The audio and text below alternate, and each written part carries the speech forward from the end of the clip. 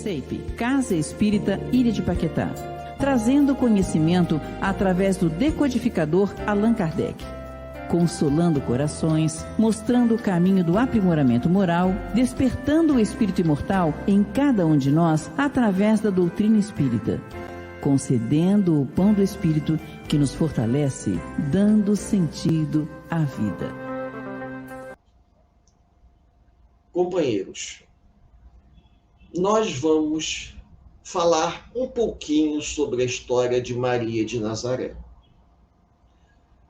Quando começamos a pesquisar, há coisa de mais ou menos uns 40 dias, descobrimos que existe muito pouca ou quase nenhuma bibliografia que fala sobre Maria, mãe de Jesus. E nesse mês de maio que nós nos encontramos, seria oportuno fazer uma singela homenagem. Eu digo singela porque nos falta material didático, bibliográfico, para oferecer a todos uma apresentação mais interessante.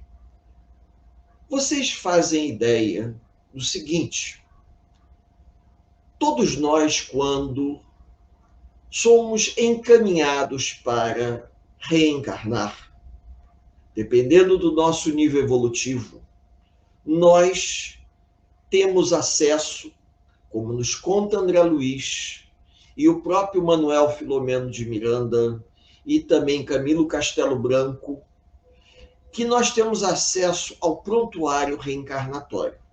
E dentro desse prontuário reencarnatório, nós temos a oportunidade de ver a programação e o compromisso pelo qual vamos passar. Se somos espíritos atrasados, acanhados, carregando tantos erros, e temos a oportunidade disso, imaginem Maria, que teve um convite das esferas mais elevadas para encarnar na Terra e receber o espírito elevado de Jesus. Ela reencarna. E tudo nos leva a crer que o abafamento da matéria, assim como acontece conosco, também se deu com ela. Porém, a aparição do Espírito que se apresenta para ela como Gabriel, dizendo a ela que ela havia sido escolhida para receber como filho o Salvador, trouxe à tona uma lembrança que ficou adormecida no seu inconsciente devido a seu processo reencarnatório. E naquele momento, de uma forma singela, uma menina simples, ela se ajoelha,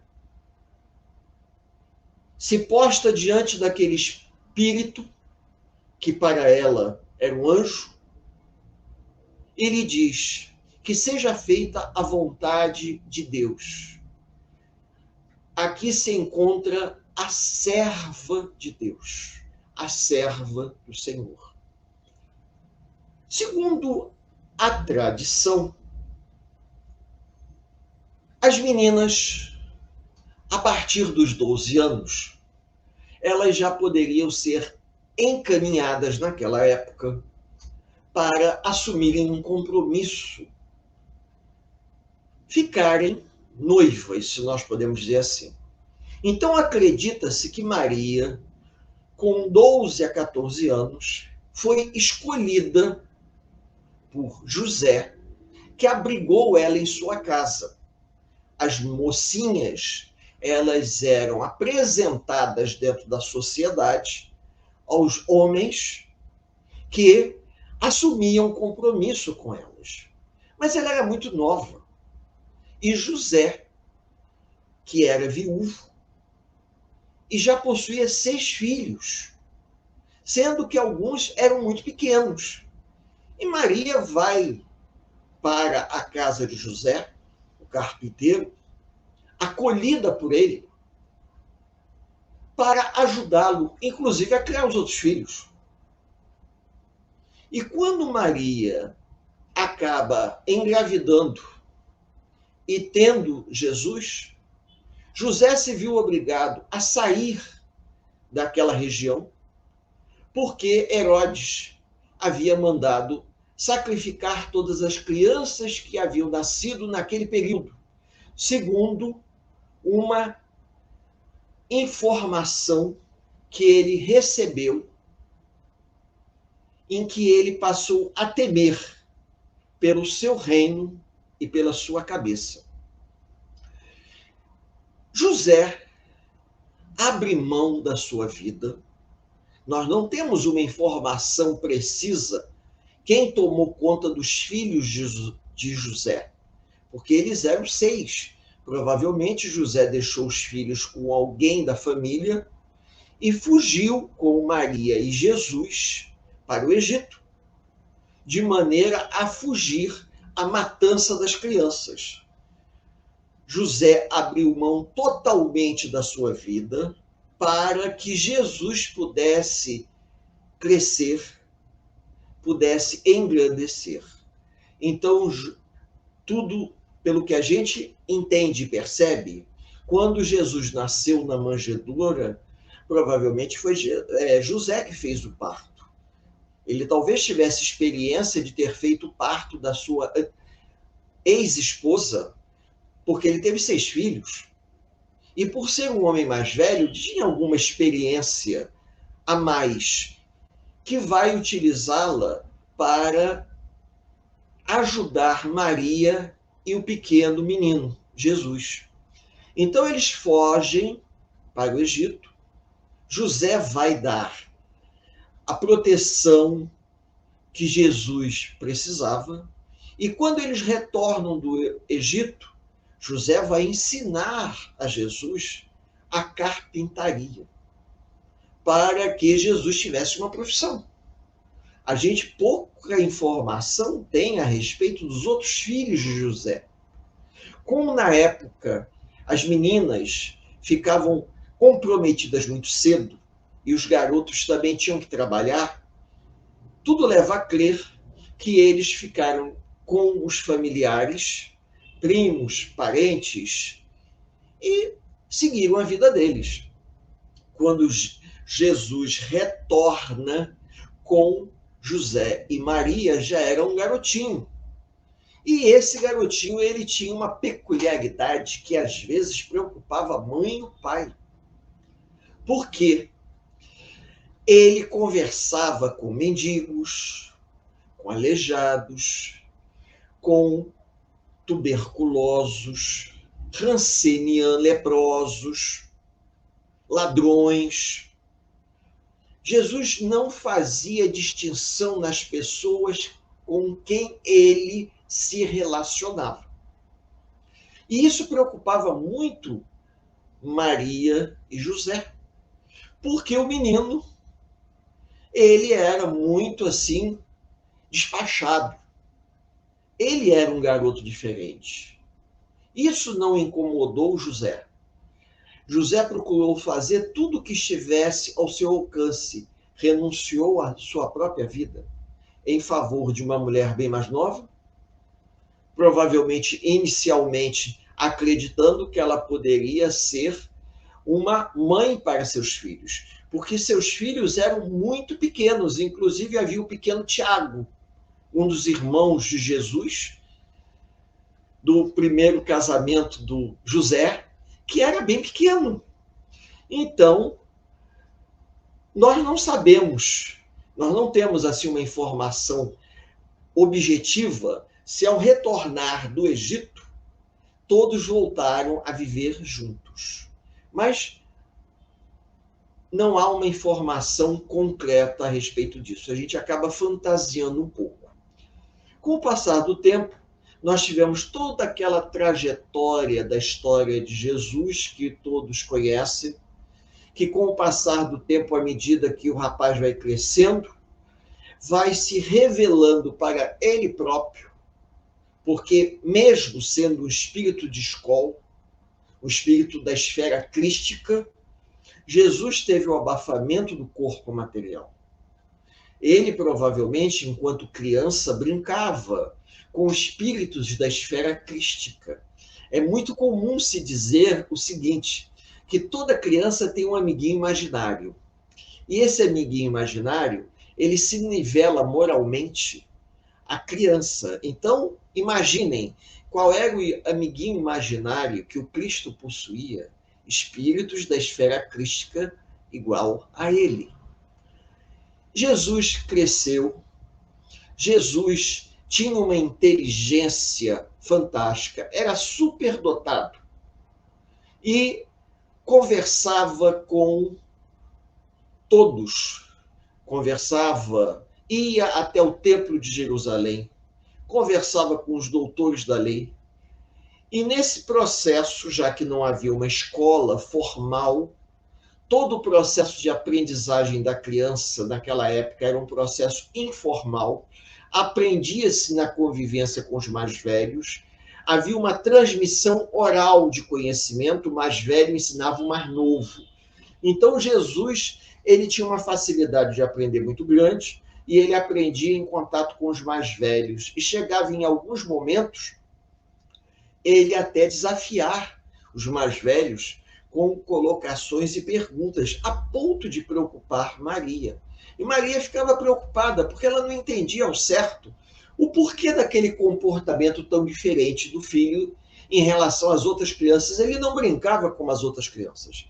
Ele queria conversar com as pessoas mais velhas. E uma vez Maria adverte ele. E ele se vira para a mãe e diz o seguinte: estou resolvendo assuntos que dizem respeito a meu pai. Quando ele diz isso, Maria, por uma associação, imaginava que tivesse a ver com José. Mas ele estava se referindo ao Pai Celestial e não ao Pai José. Maria não entendia muito certas colocações do filho, porque iam além a sua compreensão enquanto encarnada, porque o abafamento da matéria estabelecia uma limitação para que naquele momento ela exercesse o papel de mãe e mulher, para que ela desse um exemplo de abnegação. Isso é importante que a gente saiba. Jesus cresce, Jesus forma um grupo de seguidores, os apóstolos, seguidores, que começam a aprender com ele tudo aquilo que ele trazia no seu bojo reencarnatório, que foi despertando à medida que ele foi conversando com os doutores da lei, com os indivíduos do Sinédrio, que eram mais receptivos. E Jesus fazia colocações que despertava a atenção dos mais cultos. Da onde aquele garoto tinha tirado aquela ideia? Talvez essa fosse uma expressão muito comum. Esse menino, ele fala de assuntos que não são comuns para uma criança na idade dele. Isso era uma coisa muito comum de se falar. Mas, com o tempo, Jesus vai ser acusado de traição, porque as colocações de Jesus nas bem-aventuranças, podemos lembrar disso, eram colocações de ordem moral. E essas colocações de ordem moral, elas iam contra a ordem vigente daquela sociedade hipócrita da Palestina naquela época. Então, Jesus não podia chegar e bater de frente, porque senão ele seria preso mais rapidamente. Mas ele precisava deixar todo aquele conhecimento no arcabouço do inconsciente coletivo das pessoas. E aí nós temos a famosa passagem do Sermão na Montanha, onde Jesus vai falar para a multidão utilizando-se parábolas. Primeiro, porque ele tinha que deixar histórias que cada historinha daquela ia conter uma mensagem evangélica, para que as pessoas não esquecessem. As pessoas a quem ele falava eram pessoas muito simples. que podiam até ouvir o que ele estava dizendo, mas essas pessoas não iam ter o alcance de compreensão onde ele desejava chegar. E diga-se de passagem que após o desencarne, se a gente pode chamar desencarne de Jesus, ou o fato de Jesus se libertar do corpo de carne e voltar à pátria espiritual, os próprios apóstolos divergiam muito em relação aos acontecimentos. Tanto é que, se nós pegarmos os evangelhos e fizermos uma comparação, a gente vai ver que os evangelhos são muito parecidos. Mas quando a gente estuda a respeito da igreja primitiva, a gente vai ver que os apóstolos divergiam. Será que Jesus realmente quis dizer isso?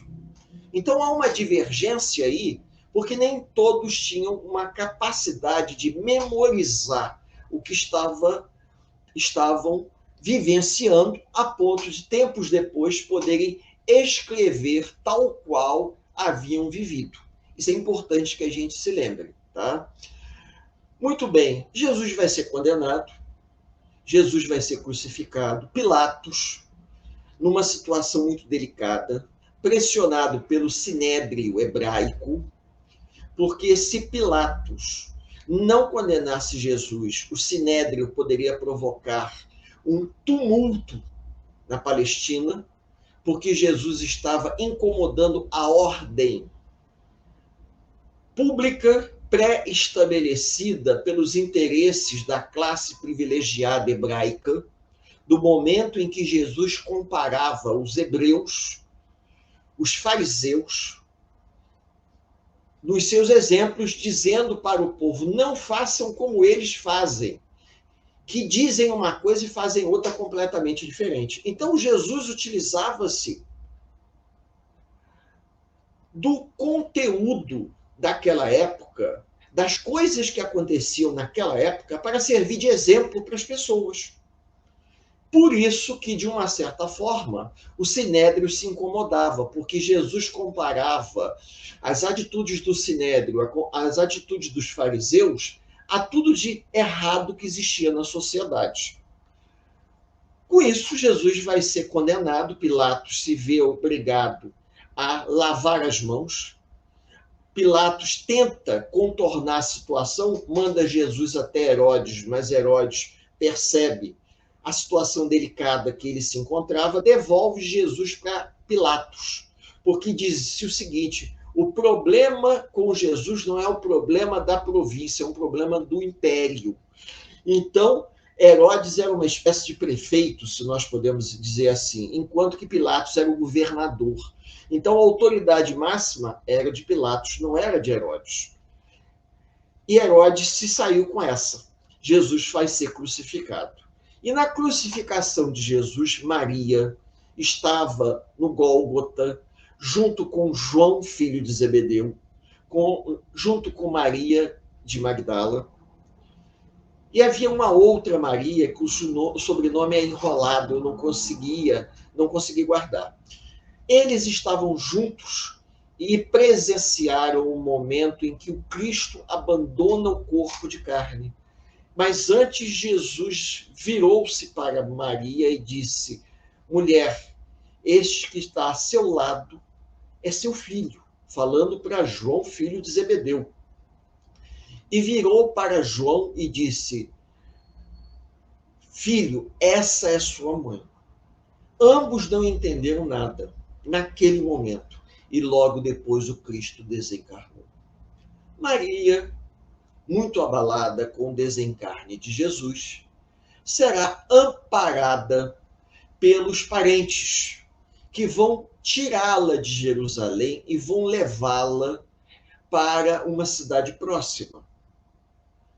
E lá fica um bom tempo, amparada por todos os parentes, por conta de toda a situação delicada que aconteceu devido ao sofrimento do desencarne violento de Jesus. Até porque no Gólgota eram crucificados. Quem teve chance de ver aquele filme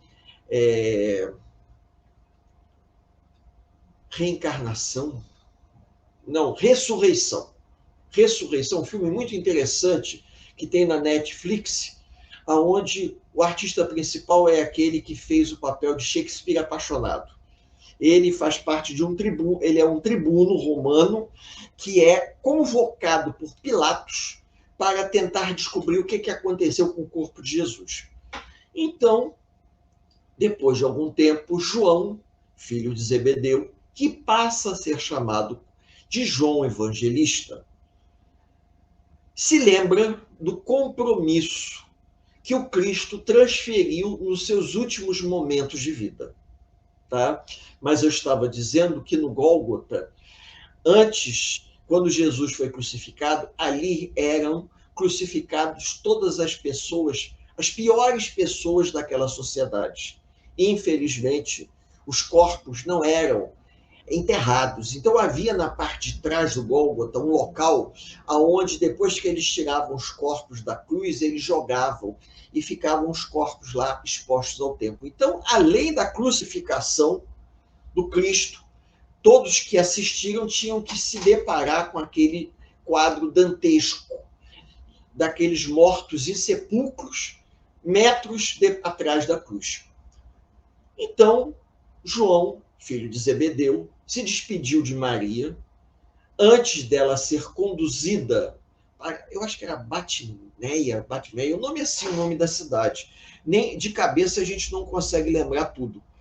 E ele vai para Éfeso, na Grécia. Próximo a Éfeso havia uma casinha aonde ele vai morar. A 3 léguas de Éfeso. 3 léguas equivale mais ou menos à distância de 15 quilômetros. Mais ou menos o que seria do Leblon até a Praça 15. E João vai até Éfeso e começa a pregar em Éfeso. E lá vai surgir a primeira igreja cristã. Aí eu fiquei curioso, porque primeira igreja cristã, como eram as igrejas primitivas? As igrejas primitivas eram os locais aonde os cristãos primitivos se reuniam para falar do Cristo, falar do Evangelho, falar de tudo aquilo que eles haviam, que Jesus havia deixado com os apóstolos. Então, quando a gente lê no livro, havia uma igreja em Éfeso, aonde João Evangelista pregava, a gente imagina a igreja no sentido físico. Aí seria, fisicamente falando, igreja com I maiúsculo, né? A igreja, a instituição. Não, nesse caso é a igreja com I minúsculo, que quer dizer local de reunião de todos os seguidores do cristianismo que se reuniam ali. Então, esse local de reunião era chamado igreja. Eu até tinha curiosidade de entender isso, porque Paulo, o apóstolo, ele vai fundar uma igreja em Roma. E aí eu falei assim, mas igreja em Roma, como é que pode? O local onde os cristãos se reuniam para falar das bem-aventuranças. E aí, quando João Evangelista estava lá em Éfeso, ele se lembra do compromisso, agora voltando para o compromisso que o Cristo fez. Lembrar a todos os amigos que as palavras do Cristo, elas soavam de maneira especial ao ouvido de determinadas pessoas. O indivíduo que escutava, ele não esquecia. E aí, João Evangelista resolve ir até, acho que é Batimeia, o nome é assim, o nome da cidade. E ele vai até essa cidade e procura Maria, que estava vivendo com seus parentes, e convida ela para juntos, para ela ir com ele para Éfeso, morar nessa casinha que ele havia recebido de um cristão convertido, um indivíduo convertido ao cristianismo, que havia doado a casinha para que João pudesse viver ali. Maria gostou da ideia, pegou seus pertences, naquela época as pessoas não possuíam muitas coisas, e foi com ele até Éfeso. Maria ficava na casinha procurando ajudar as pessoas que naquela região existiam. E não se sabe exatamente que fenômeno aconteceu, que rapidamente todos ficaram sabendo naquela região que a mãe do Cristo estava ali. E aí foi uma verdadeira romaria até a casa que Maria estava vivendo, que era a casa de João Evangelista. E João Evangelista, ele ia para Éfeso porque a igreja em Éfeso crescia e exigia mais a presença dele no trabalho de doutrinação do evangelho, de explicação, e levando em conta também que a fé inabalada dele produzia milagres, fenômenos. Haviam fenômenos mediúnicos aos quais o povo chamava de milagre. E esse fato despertava a curiosidade das pessoas. Enquanto isso, Maria, nessa casinha, atendia leprosos, doentes, tuberculosos, todo tipo, endemoniados, todo tipo de pessoa aparecia lá para receber a bênção e o amparo. O que ela podia fazer, ela fazia. Até que chegou uma vez um leproso pedindo ajuda. E Maria vai limpar suas feridas, vai lhe dar comida, água. E o leproso se ajoelha, pega as mãos da Maria, beija as mãos da Maria e diz assim: você que é a filha, a mãe do Cristo, você é a nossa mãe santíssima.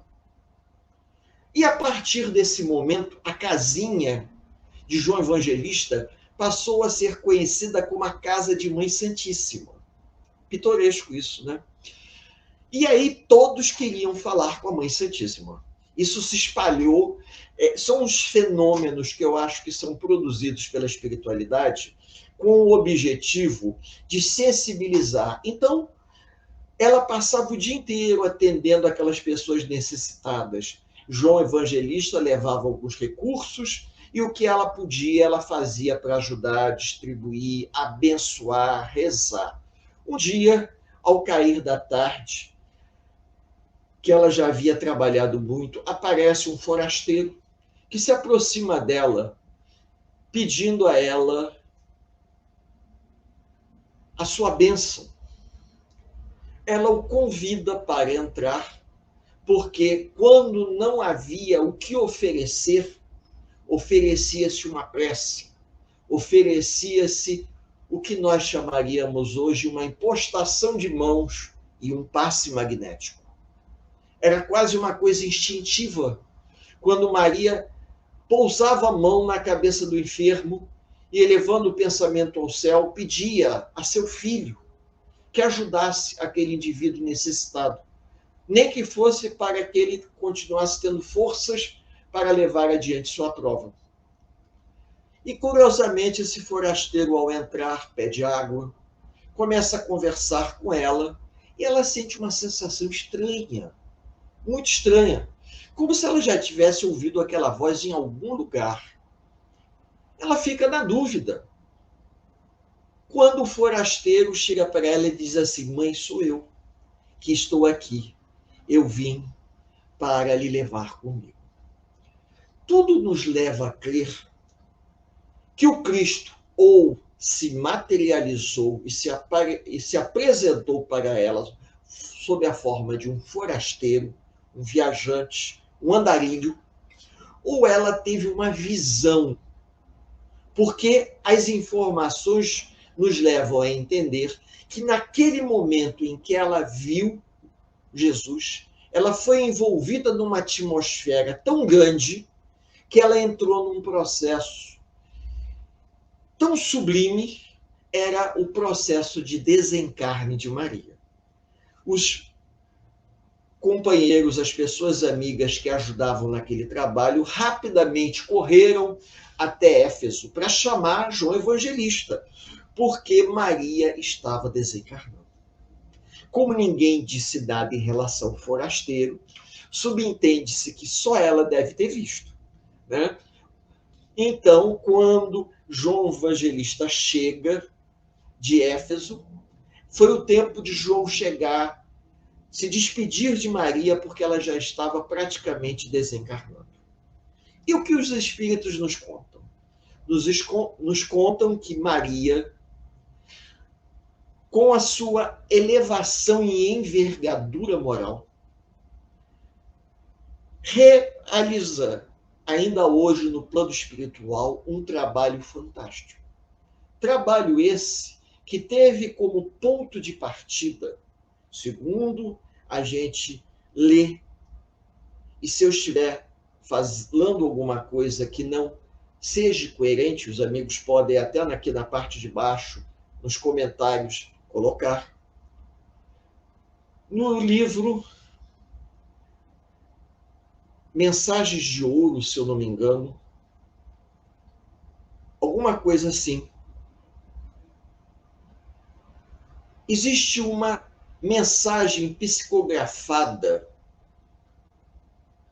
por Chico Xavier chamada Retrato de Mãe.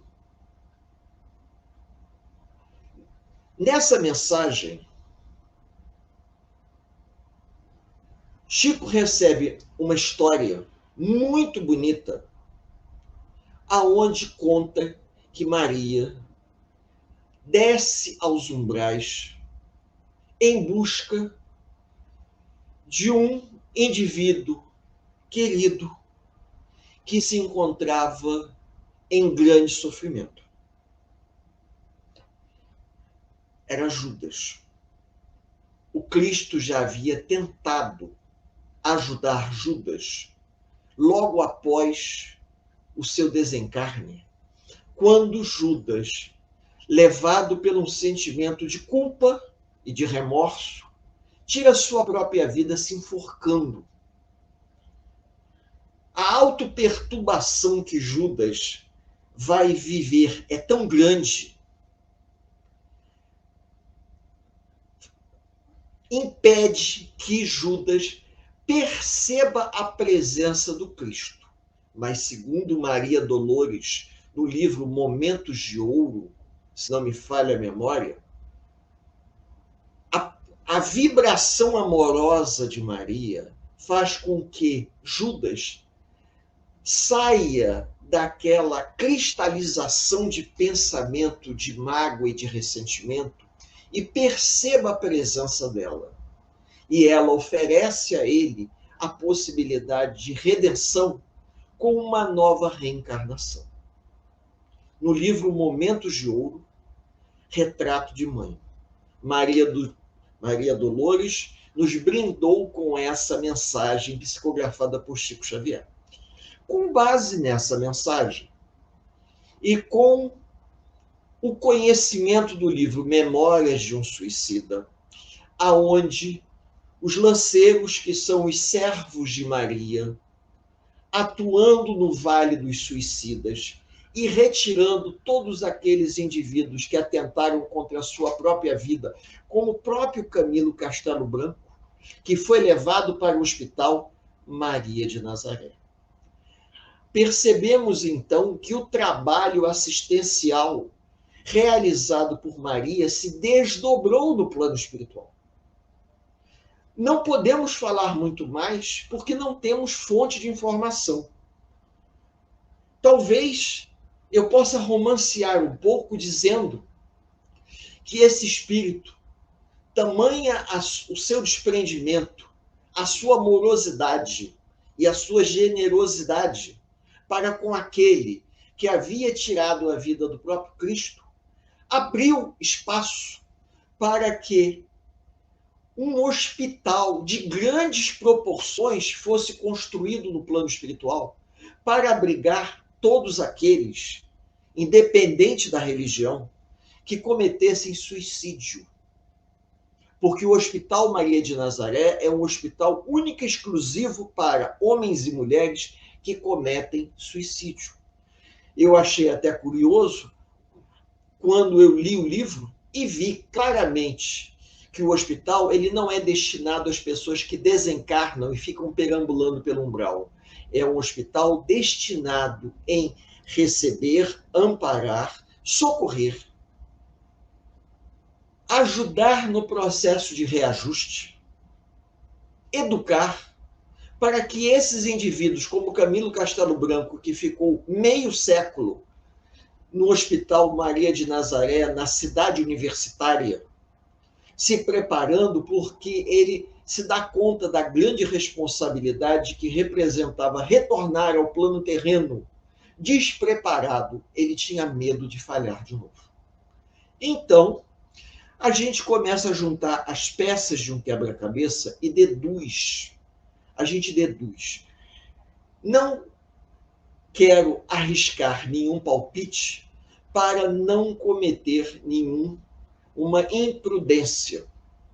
Mas a gente, por uma associação de ideias, acreditamos que esse hospital e todo o trabalho realizado nele, aqueles que tiveram oportunidade de ler o livro Memórias de um Suicida, representa o desdobramento do trabalho que Maria começou lá em Éfeso, o trabalho que Maria fazia com João Evangelista e, principalmente, o grande exemplo que ela nos deixou, testemunhado por Chico Xavier, por intermédio da mediunidade do Chico e da inspiração desse espírito que nos ofereceu essa mensagem fabulosa. Maria Dolores nos presenteia com essa revelação. Que nesse mês de maio possamos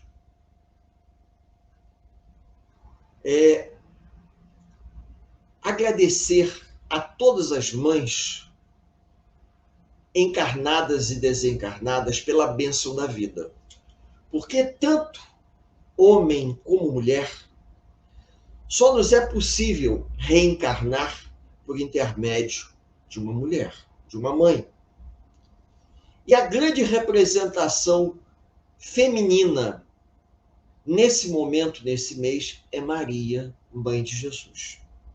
Independente da religião, independente da localidade, muitos a chamam de Nossa Senhora, mas nós, na condição de espíritas, e aproveitando a deixa da história, nos referimos à Mãe Santíssima, a serva de Deus, aquela que se dispôs de coração a dar um grande testemunho, porque ela precisava passar por toda essa trajetória, não por provação, mas para nos dar um testemunho.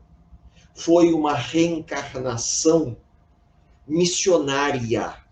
E essa reencarnação missionária levou a ela a passar pelo sofrimento, mas um sofrimento escolhido de forma a dar um testemunho para todos nós. Eu desejo a todos os amigos que nos ouviram nesse breve e singelo encontro que possam elevar o pensamento em prece, agradecendo a Deus, nosso Pai, a oportunidade de estarmos aqui reunidos de forma virtual, mas conectados numa comunhão mental, pensando de forma positiva em prol do bem. Eu desejo a todos uma noite de paz e uma noite de luz. Que Jesus nos abençoe, por hoje, agora e por todo sempre. Que assim seja.